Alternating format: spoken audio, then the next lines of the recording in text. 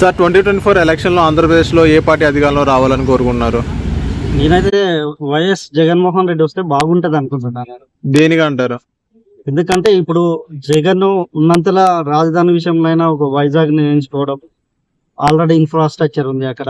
ఇంకొంచెం దాన్ని ఫోకస్ చేస్తే ఐటీ కంపెనీలు అయినా లేకపోతే ఫార్మా కంపెనీస్ అయినా ఆంధ్రప్రదేశ్ కు ముఖ్యంగా రాజధాని సమస్య కంప్లీట్ గా తీరిపోయే అవకాశం అయితే జగన్మోహన్ రెడ్డి వస్తేనే ఉంటది అనుకుంటా. స్టార్టింగ్ లో అమరావతి రాజధాని ఉండడం నాకు సమ్మతమే అని చెప్పిన జగన్మోహన్ రెడ్డి గారు ఇప్పుడు పవర్ లో రాగానే 3 రాజధానులను పెట్టారు. ఎందుకని అంటారు? అంటే ఇప్పుడు ఒక రాజధానిని డెవలప్ చేయాలంటే ఇప్పుడు హైదరాబాద్ అనే మహానగరం ఉంది. ఒక 400 సంవత్సరాలు అయితే ఈ స్టేజ్కి వచ్చింది. ఇప్పుడు అదే అమరావతి అక్కడ ఉన్నటువంటి 3000 ఎకరాల భూమి వ్యవసాయ భూమి, కంప్లీట్ వ్యవసాయ భూమి.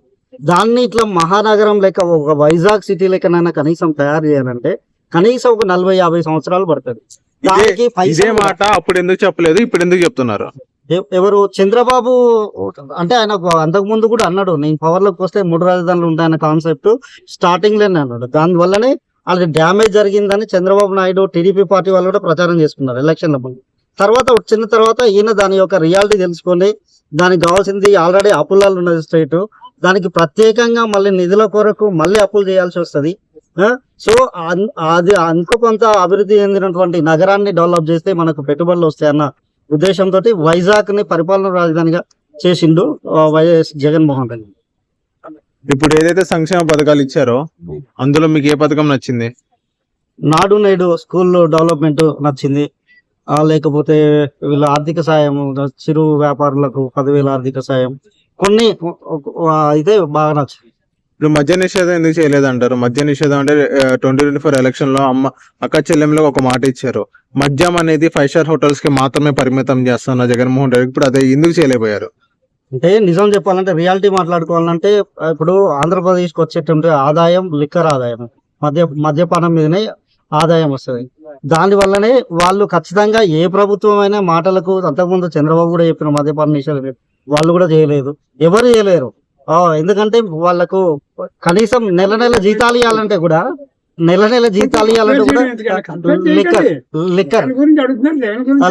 లిక్కర్ అనేది కంపల్సరీ. ప్లస్ ఇంకోటి అంటే నేను చెప్పాలి ఏమనుకుంటానంటే ఇప్పుడు ఆంధ్రప్రదేశ్ లో ఏమంటున్నారంటే ఆ బ్రాండ్లు దొరకట్లేవు, మాకు కింగ్ ఫిషర్ బ్రాండ్ దొరకట్లేదు, నాకౌట్ బ్రాండ్ దొరకట్లేవు అంటున్నారు. కానీ కంప్లీట్ మద్యపాన నిషేధం చేయాలని మాత్రం ప్రజలు ఎక్కడ కోరుకున్నట్టు, ఎక్కడ అనుకున్నట్టు అయితే మనం చూడట్లేదు. ఇప్పుడు 2014 నుంచి 19 దాకా రంజాన్ తోఫా గానీ సంక్రాంతి కానుక గానీ ఇలా ఇచ్చుకుంటూ పోయారు చంద్రబాబు నాయుడు గారు. సో ఇప్పుడు జగన్మోహన్ రెడ్డి గారు ఒక్కసారి కూడా ఇవ్వలేదు, ఎందుకని అంటారు? ఇప్పుడు చంద్రబాబు అంటే రంజాన్ తోఫాలు అంటే క్రిస్మస్ లో కూడా ఇవ్వలేదు కదా, క్రిస్మస్ లో కూడా ఇవ్వలేదు కదా. అంటే ఫెస్టివల్ వాళ్ళు అంటే ఇప్పుడు మతం అనేది ఏంటంటే వ్యక్తిగత జీవితం, నీకుంటే సెలబ్రేట్, నచ్చితే నువ్వు సెలబ్రేట్ చేసుకుంటావు, లేకపోతే లేదు. దాన్ని కూడా మనము రాజకీయాలకు వాడుకోవడం, వాళ్ళు రంజాన్ వచ్చింది, వీళ్ళకు క్రిస్మస్ వచ్చింది, వాళ్ళకు దసరా వచ్చింది, పైసలు ఇవ్వట్లేదు అని మనం ఒక వైపు అడుగుతానే, జగన్మోహన్ రెడ్డి మొత్తం పథకాలు ఫ్రీ పథకాలు ఇచ్చి జనాలని సోమరిపోతులు చేస్తుండని ఇంకో వైపు ప్రచారం చేస్తున్నాం. ఏది కరెక్ట్ మీరే చెప్పండి. ఓకేనా? అన్నా క్యాంటీన్లు అనేది ఉంచితే బాగుంటది, అది తీసేసిన దానికి ఆల్టర్నేటివ్ ఏమైనా పెడితే ఇంకా బాగుంది, అది తప్పే. పవన్ కళ్యాణ్ పిఠాపురంలో ఎమ్మెల్యేగా గెలుస్తారు 100%. నేనైతే ఓడిపోతాడు అనుకుంటున్నా. తెలుగుదేశం వాళ్ళే ఓడగొడతారు ఆడ. ఓకేనా? థ్యాంక్ యూ అన్న.